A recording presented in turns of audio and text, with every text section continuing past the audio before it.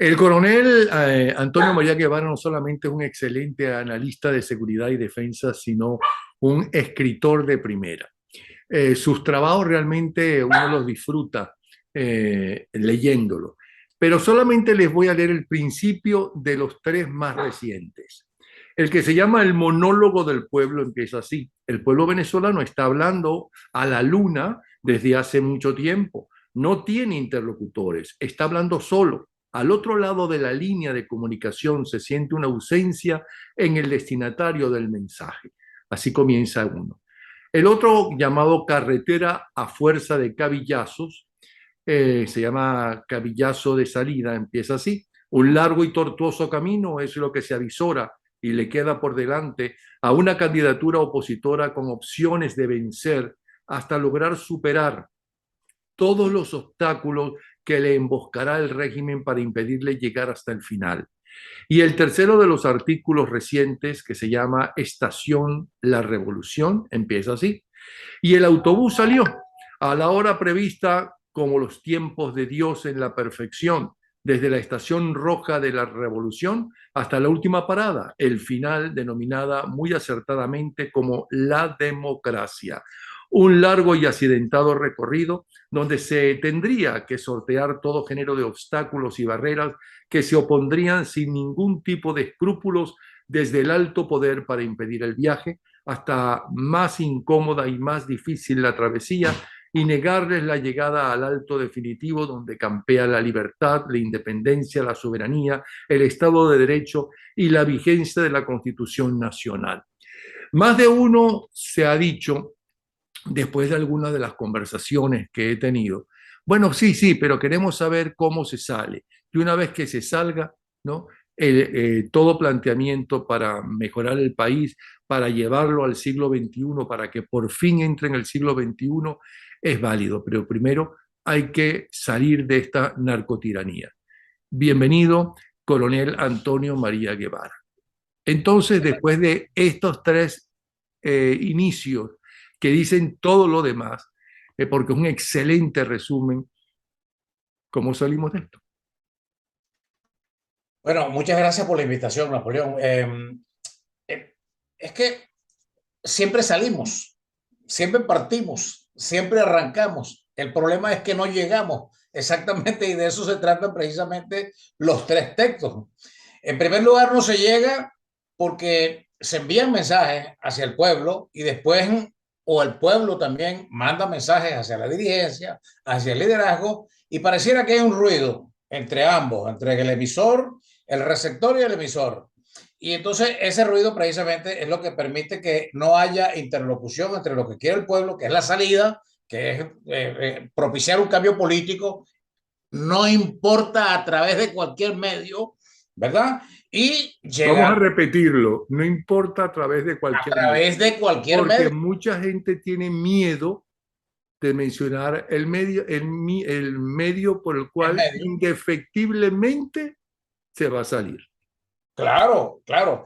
Y es que esa es la historia de los pueblos, pues. Esa es la historia de los pueblos. La historia de los pueblos cuando se presentan a confrontarse con este tipo de regímenes, precisamente no es cumpliendo una suerte de guía de verificación donde hay que cumplir algunos ítems, este sí lo cumplió, este no lo debe cumplir, este no, etcétera, etcétera. Entre paréntesis, eso ocurrió el 11 de abril de 2002, ¿verdad? Sí. Porque en los errores que pudieran haberse derivado de lo que sea que se pudiera haber calificado del 11 de abril, no había necesidad precisamente para regresar nuevamente a Hugo Chávez. Entonces, eso que está ocurriendo es que lo que está ocurriendo Eso actualmente, creo que el general Baduel, antes de morir como murió, se dio bueno, cuenta. debe haberse llevado un grave sentimiento de culpa, vamos ¿No? a De decir así, amargura, de de frustración, de amargura, precisamente arrechera.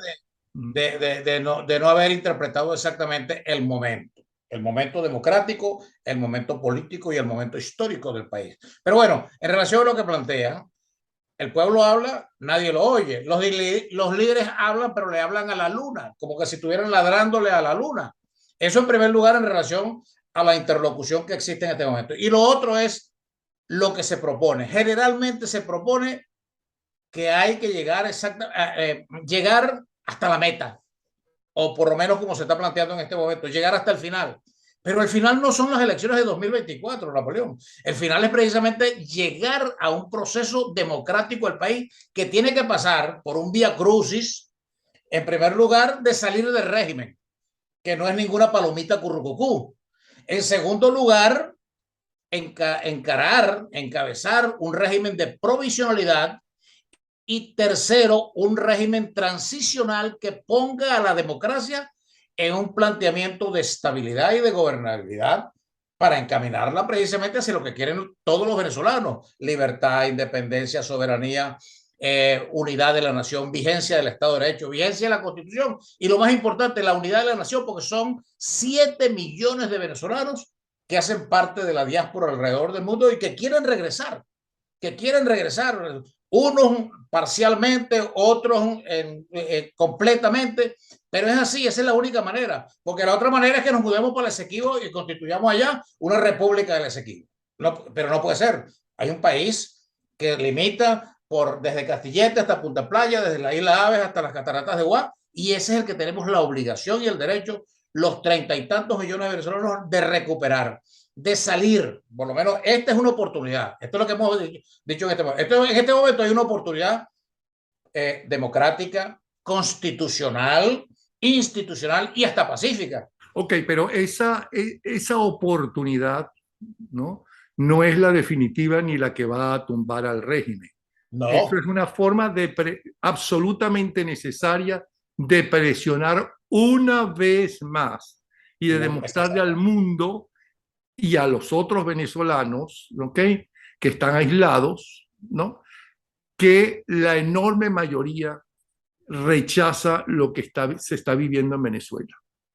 Claro, y esta es una oportunidad que tienen que aprovechar los venezolanos, todos los venezolanos, incluso los fanáticos del arco y la flecha y del fusil y de la bota de campaña, que dicen que el gobierno no sale sino a tiros y a golpes, etcétera, etcétera. Bueno, esta es una oportunidad. Esta es una oportunidad porque es una conjunción. Esta oportunidad es propicia para la conjunción de los que quieren ejercer el voto, pero también de los que quieren, que creen y que aspiran salir con una épica tipo Sierra Maestra no, que es imposible en este momento, porque hay una comunidad internacional que está vigente allí, y lo otro es que no hay fuerza. No pueden meterse en buste todo eso que dicen, no, eso sale a balazos, eso sale a golpes, eso sale con... Pero ¿dónde está ese golpe? ¿Dónde están esos balazos? ¿Dónde está esa bota de campaña que va a alcanzar? Entonces, en este momento, que es una oportunidad como lo está abundando la gran mayoría, una oportunidad electoral, democrática, pacífica, bueno, vamos a movilizarnos, pero ojo, con un plan. Tiene que ser con un plan, porque si no hay plan, nada va a pasar más allá del entusiasmo, del triunfalismo, de la emotividad y de declarar los vencedores contando los pollos antes de nacer, porque el régimen sí está preparado para mantenerse en el poder, para sostenerse en el poder, incluso para recuperar el poder en caso de perderlo inmediatamente. Y en una tercera fase, que es lo que se ha venido planteando hace mucho tiempo, en una tercera fase, pasar a una etapa que ellos llaman guerra popular prolongada. Entonces, para el plan que se pueda hacer hoy de cara a esta oportunidad que se está venciendo frente a las elecciones del año 2024, es una oportunidad que hay que montar, pero con un plan. Un plan es establecer un objetivo, asignar unas tareas, poner fechas de cumplimiento, poner guía. Ahí sí va una guía de verificación. Y esa guía de verificación y esas tareas de cumplimiento tienen que asignársele a todos los venezolanos, que somos mayoría democrática. Esos 30 y pico que se señalan que estamos en casi el 90% que están frente al régimen usurpador que encabeza Nicolás Maduro allá en Miraflores. Bueno, hay que organizarse, porque sin organización esto no va a pasar más allá de una emoción, de un sobresalto emocional que nos está impulsando en este momento.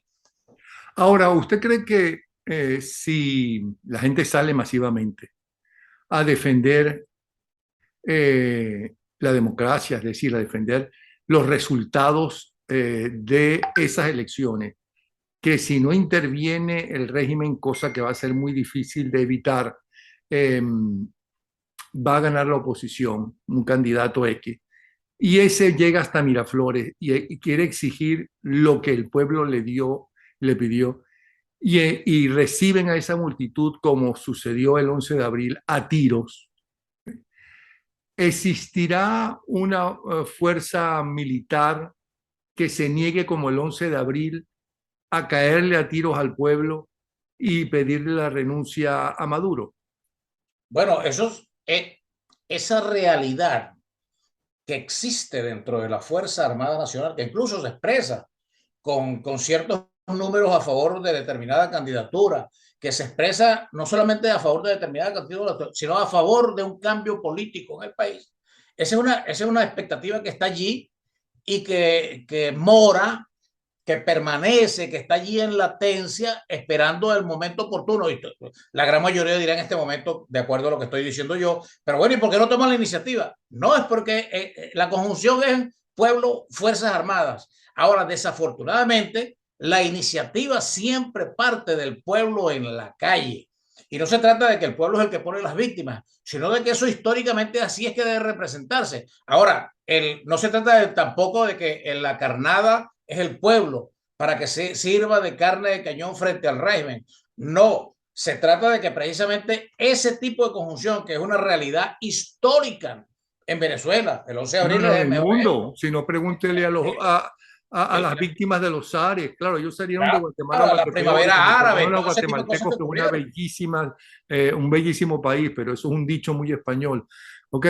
Pero eso sucedió y eso en Egipto acaba de suceder La desde todavía a primavera finales del árabe, siglo sí. pasado. Ahora, sí, el pueblo va a ver mucha sangre. Claro, pero es No que nos fíjate, engañemos.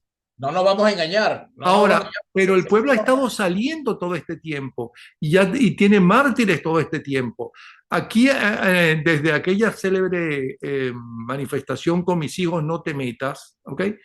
Todo el tiempo ha estado saliendo el pueblo, que unas manifestaciones son más grandes que otras, es verdad, pero día a día, todos los días, inclusive ahora, ¿no? Hay hasta 30 manifestaciones, 15 manifestaciones diarias a lo largo del país, pequeñas, pero son ahí y nadie, no hay un dirigente político, un gran líder político nacional que las convoca y así Ya, todos salen. eso es precisamente, mira, la gran enseñanza que hay del 11 de abril para los dos lados, pero fundamentalmente quien más la atesoró es el régimen, porque el régimen a partir de la enseñanza del 11 de abril depuró las Fuerzas Armadas, se organizó para reaccionar en el control del orden público y del orden interno para evitar que la estabilidad y la gobernabilidad del régimen se pusiera en peligro. Eso lo selló completamente a partir del 11 de abril. De manera tal que la última experiencia positiva, tanto que Hugo Chávez estuvo fuera del poder por 36 horas. Entonces, esa es la última experiencia positiva. Ahora, acabas de señalar un ítem, una variable bien importante, que es el liderazgo que va a encabezar eso. Estos son coyunturas políticas en donde lo que se requiere es liderazgo afín, liderazgo ideal, liderazgo que esté dispuesto a confrontar, a enfrentar y asumir los riesgos pueblo, los riesgos de la sociedad civil, y esos riesgos tienen que asumirse al frente. Porque no podemos decir, ¿verdad?, que saquemos 500,000 personas, 1 millón de personas, como ocurrió en todas aquellas magníficas manifestaciones del año 2002, y después a una determinada hora ya está aquí, ya está bien, está bueno, no vamos a seguir marchando porque yo creo que ya hicimos el trabajo. No, ese no es el trabajo. El trabajo es precisamente llegar al final.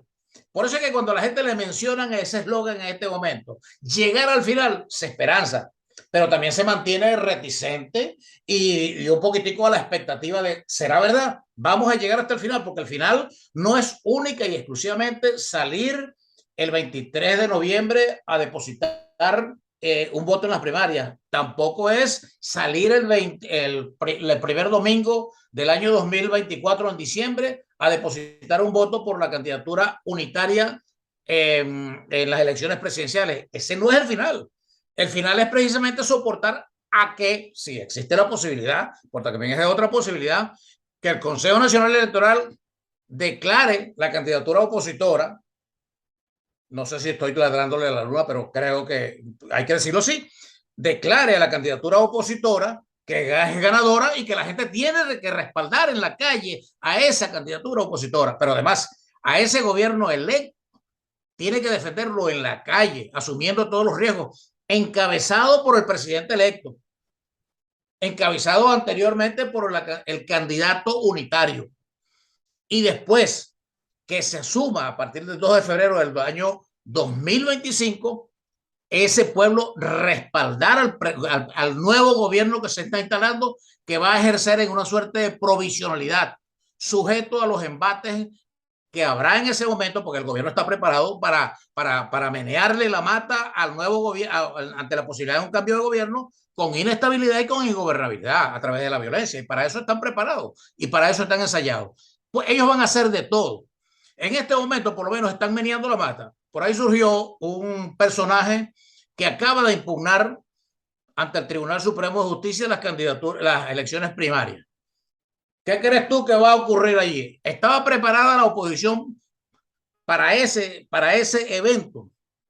Yo no sé si estaba preparada, pero estamos esperando a ver cuál es la respuesta que va a ocurrir en caso tal, que es la más alta probabilidad, en caso tal de que a través del Tribunal Supremo de Justicia se suspendan las elecciones primarias. Y eso es parte de esos cabillazos que se empiezan a recibir a través de ese recorrido cuando se sale de la estación de la revolución con el destino de llegar a la estación de la democracia. Y a ver si se unen, porque da asco ver cómo que son más insultantes que que los hackers de la propia narcotiranía, ¿no? Los vagabundos que escriben pagados, ¿no?, por ciertos sectores políticos contra otros sectores, contra los candidatos que no son de ellos, especialmente Claro. contra María Corina Machado. Yo sí creo que debe estar arrasando María Corina Machado. ¿Sabe por qué? Por la cantidad de insultos, por la cantidad de cosas que le sacan. Es algo impresionante. Ellos creen que, están viviendo en creo que no es una dictadura, pero casi es una dictadura. Ellos no saben que son unos narcos Delincuentes. tiranos. Ellos no saben que no son políticos, no se están enfrentando a unos políticos, se están enfrentando a unos delincuentes. Claro, claro. Claro, y es que eso es la mejor encuesta, Napoleón, la mejor encuesta que está corriendo en las redes sociales es exactamente el destinatario de las emboscadas que se hacen desde la oposición. Incluso uno ve con cierta inquietud cómo, por lo menos a algunas candidaturas desde el régimen, no le disparan. Los disparos más pesados, más fuertes, salen desde algún sector de la oposición. Y eso te dice a ti exactamente hacia dónde está inclinada la simpatía y la intención de voto en la oposición y en general en todas las elecciones. Pero además, fíjate. Pero eso también me dice otra cosa, que esas apátridas que están haciendo eso, porque es que no se está peleando por una candidatura y una presidencia, aunque fuera transitoria, se está peleando por la república, por el país, y así todo no les importa sino su propio provecho. Esos son unos vagabundos y unos delincuentes también.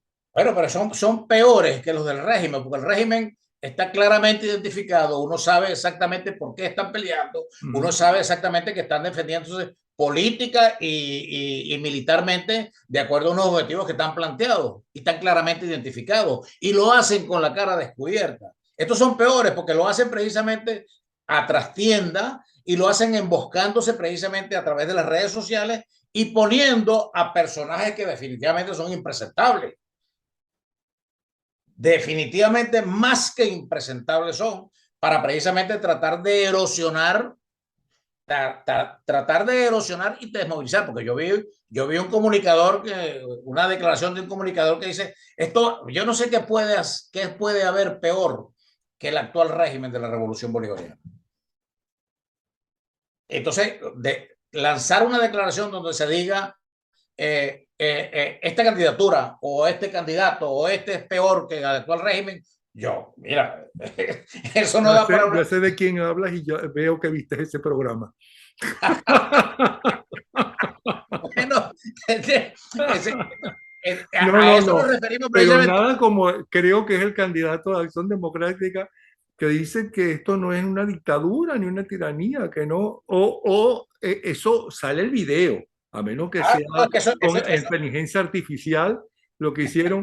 Pero, y el otro, Benjamín Rehusó, que cuando le preguntaron si en Cuba había una dictadura, dijo, yo no vivo en Cuba. yo no vivo en Cuba. Pero bueno, fíjate, pero bueno, esa es parte ¿cómo se llama? De la comedia política que es normal, siempre se ha presentado eso. Pero no hay,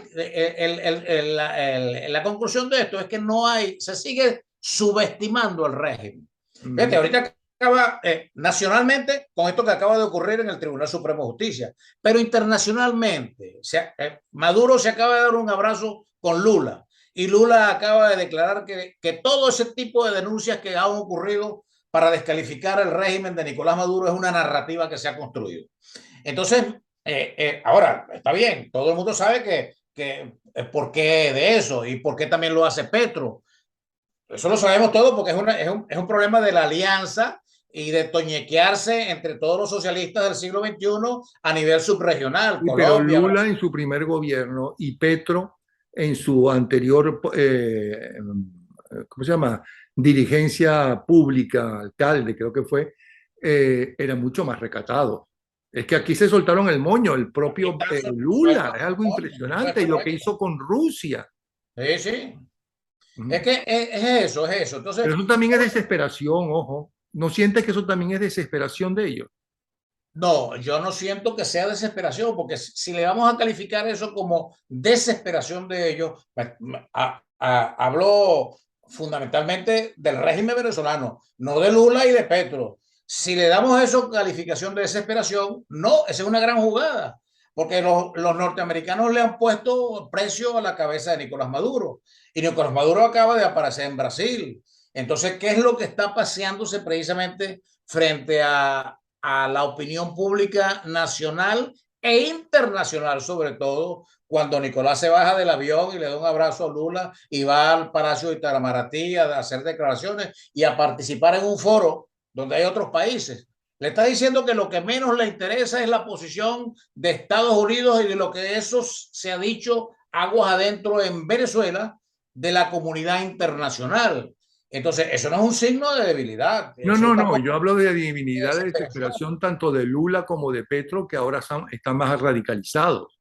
Claro, claro, claro, claro, pero es que la gente, ellos están radicales. Claro, Petro está enfrentando una dinámica No, no, política en su país. el mayor triunfo de Maduro ha sido, ¿no? Poder haber eliminado el gobierno interino. Eso fue el mayor triunfo de Maduro. No Pero, necesitó ni a Lula, ni al ruso, ni al chino, ni a los iraníes, ni nada de eso. Ese es el mayor triunfo. claro, es que aplicaron aplicaron el histórico menú que han aplicado durante 24 años de la revolución. Dejar que las cosas se desgasten. Así dejaron que se desgastara la Plaza Altamira, así dejaron que se desgastara lo que ocurrió después del 11 de abril, así desgastaron el gobierno interino sin tocarle un mechoncito de pelo. Allí lo dejaron tranquilamente y se desgastó. Claro, Bueno, y los miembros del Tribunal Supremo de Justicia que ellos mismos convocaron, que no le pagaron ni siquiera el primer mes. bueno, Y además ahora, no le hacen caso, no le hacen caso a las decisiones. claro, ahora ahí hay una acumulación de errores, de pifias, de hierros, en donde cada quien no quiere asumir un mea culpa y siente que se la están comiendo con las cosas que están declarando y que están haciendo. Pero Y por yo siento que ellos creen, por primera vez siento de un tiempo para acá, que ellos creen que son superiores a todos nosotros, que saben más que todos nosotros, que ellos sí, y que Venezuela es de ellos, que ellos son los que tienen que dirigirnos a todos nosotros. Ellos creen que están en el siglo XVIII, en el siglo XVII, y que son los caciques de la tribu, y que pueden hacer lo que les da la gana con nuestras vidas y con nuestra familia. Yo siento que hay un grupito, no todo, pero hay un grupito de dirigentes que la pedantería, la chocancia, más que la torpeza, que lo hacen exactamente porque ellos sienten que además deben participar. Es decir, que es lógico que ellos estén en Venezuela, ¿no? Compartiendo con una narcotiranía y que esa narcotiranía va a pasar, como decían de Chávez. No, no, ese lo vamos a manejar nosotros y Chávez los manejó a ellos, por cierto. Claro. A eso, fíjate cómo llegamos nuevamente al inicio de este programa, cuando hablábamos de la ausencia de interlocución.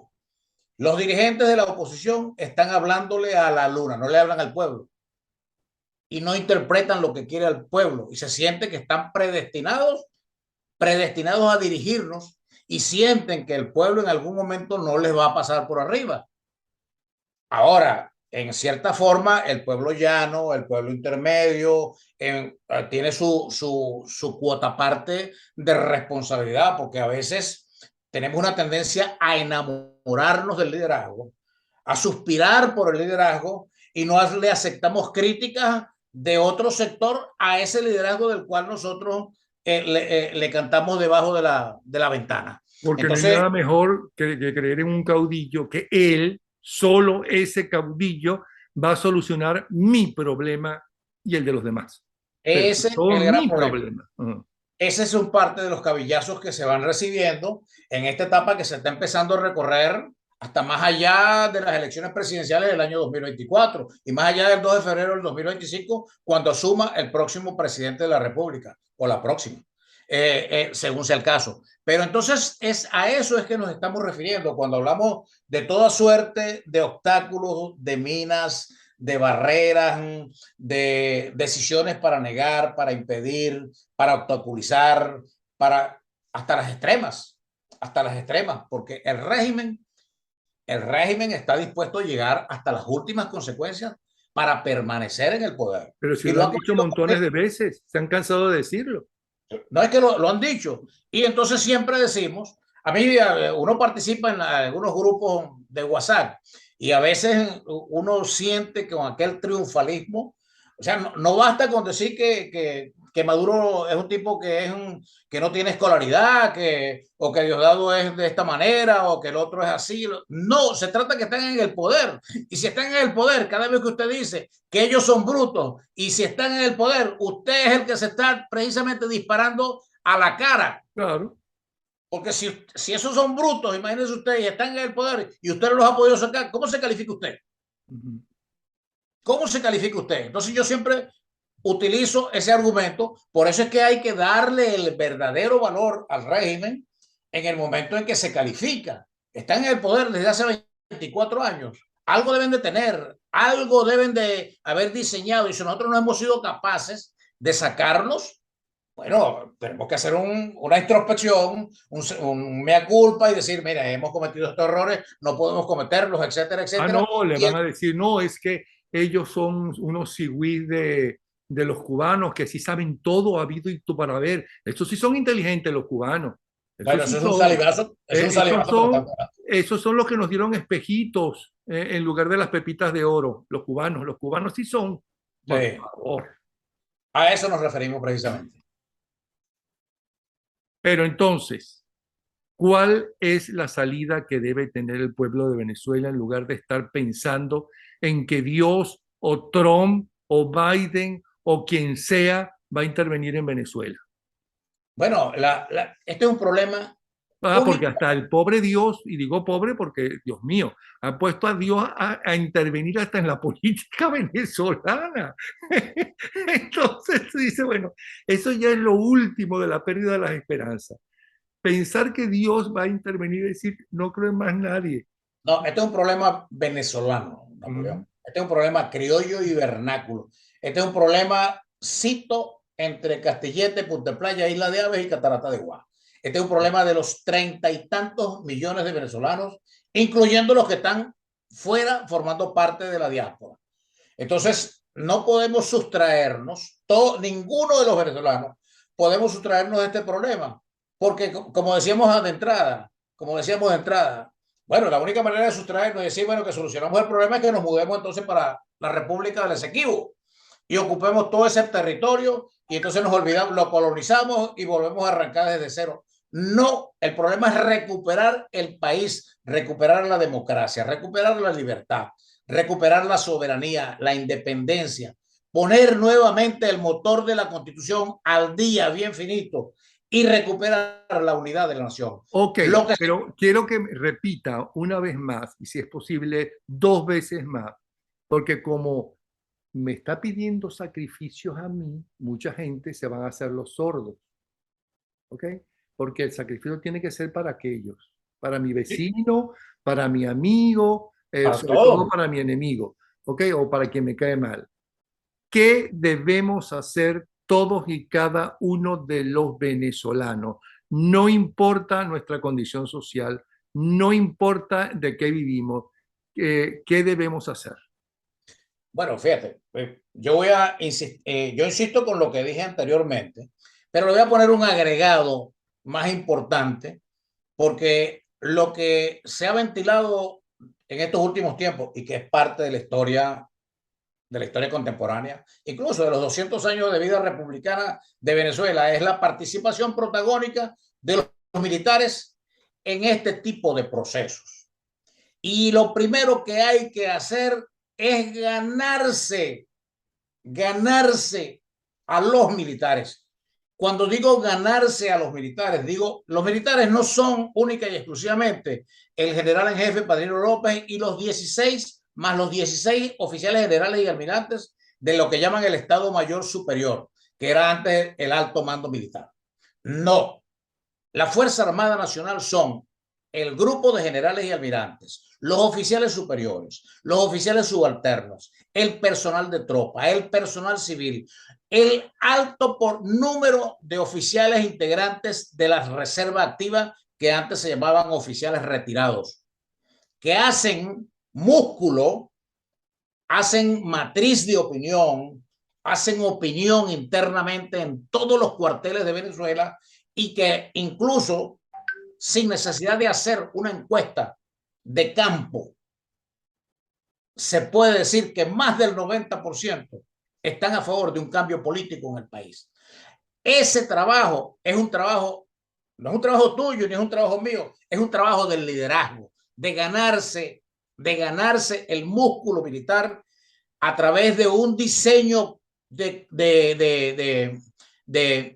generación de opinión hacia los cuarteles, hacia reincorporar, no estoy diciendo incorporar, reincorporar de nuevo a los militares en un trabajo democrático que se hizo a partir del 23 de enero de 1958 y que murió el 6 de diciembre de 1998 con la llegada de la Revolución Bolivariana. Entonces, ese trabajo es un trabajo que hay que hacer y es un trabajo que de primero incluso yo acabo de ver que por lo menos María Corina Machado acaba de anunciar su equipo económico. Entonces uno se pregunta, ¿verdad? La economía de Venezuela tiene potencialidad para recuperarse y al día siguiente que se vaya la Revolución Bolivariana. Por supuesto que sí, con base al potencial que tiene el país. Pero entonces, el primer mensaje que debe enviarse, no solamente María Corina Machado, sino todos los candidatos a las elecciones primarias, porque son potenciales candidatos unitarios, es precisamente qué van a hacer con la Fuerza Armada Nacional. Y cuando digo qué van a hacer con la Fuerza Armada Nacional, estoy hablando de cómo incorporar a la Fuerza Armada Nacional a un proceso de cambio político en el país, cómo incorporar a la Fuerza Armada Nacional en un proceso de recuperación de la institucionalidad, cómo incorporar a la Fuerza Armada Nacional en un proceso de levantar dentro de cada uno de los cuarteles y las reparticiones militares las banderas de la soberanía, de la independencia y de la libertad. Ese trabajo hay que hacerlo y ese trabajo no se ha hecho.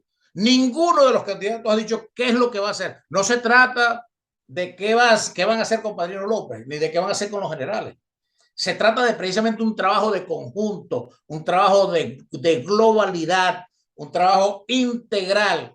Y no se trata de hacer, no se trata de presentar, mejor dicho, lo que se va a hacer el día después de las elecciones, porque hay miles de trabajos para reinstitucionalizar a las Fuerzas Armadas, para reformular a las Fuerzas Armadas, para refundar las Fuerzas Armadas, incluso los más terminales, para eliminar las Fuerzas Armadas. Hay todo tipo de trabajo, todo tipo de trabajo. Pero ¿cómo meter en un cajón a la Fuerza Armada Nacional para que contribuyan el día de las elecciones o muchos días antes de las elecciones a propiciar un cambio político? Y cuando digo mucho antes de las elecciones, es cuando empiecen a manifestarse de manera muy evidente las señales de fraude, las señales de alteración de la soberanía popular, las señales de alteración del voto del pueblo. Y en eso tiene que precisamente plantarse de frente la Fuerza Armada Nacional. Pero para eso tienes que hacer un trabajo. No es la Fuerza Armada que lo debe hacer, es incorporarla. Y para eso no hay que confrontar a la Fuerza Armada Nacional. Entonces, digo, no confrontarla, está bien. Uno sabe que en todo este tipo de procesos políticos frente a estos regímenes, bueno, los generales dirán allá, bueno, si a mí me van a descabezar, si a mí me van a meter preso al día siguiente o me van a tirotear cuando me asome a la puerta de mi casa al día siguiente de las elecciones, no, yo también voy a jugar aquí patria o muerte. Voy a jugar lo que llaman en teoría de juego suma cero. O me quedo con todo o no me quedo con nada. Entonces, en este tipo de transiciones, es una etapa de lanzar puentes. Ese es un trabajo que no hace Napoleón Bravo ni Antonio Guevara, es un trabajo que hacen los líderes políticos. Ahora, los líderes políticos, yo entiendo, y creo que esto ya lo hemos dicho en algunos programas atrás, se resienten de incorporar directamente a los militares porque piensan que los militares, en caso tal de agarrar algún protagonismo, se le van a alzar con el chivo y el mecate. No, incorpóralos. Darle responsabilidades. Y cuando digo darle responsabilidad, pero bueno, Carlos Prosperi no puede designar al general Padrino para que empiece a trabajar para él. No, pero tú puedes hacer un trabajo con el grupo de militares retirados que sí saben lo que es, que sí saben cómo comunicarse con los militares que están en situación de actividad. Uno como oficial retirado, uno tiene una permanente comunicación con los cuarteles, porque uno va al ICFA, uno tiene, algunos tienen hijos que son oficiales que están en situación de actividad, uno tiene ahijados, uno tiene ex compañeros de trabajo, uno tiene instalaciones por las donde uno pasó, claro, y tiene el retrato ahí donde dice, este fue como ex comandante de esta unidad. Bueno, o sea, coronel, bien interesante la conversación, se nos ha acabado el tiempo. Coronel Antonio María Guevara, analista de seguridad y defensa y excelente escritor. Lo felicito y seguiremos leyéndolo e invitándolo, ¿ok? Un abrazo. ¿Sí? Hasta luego.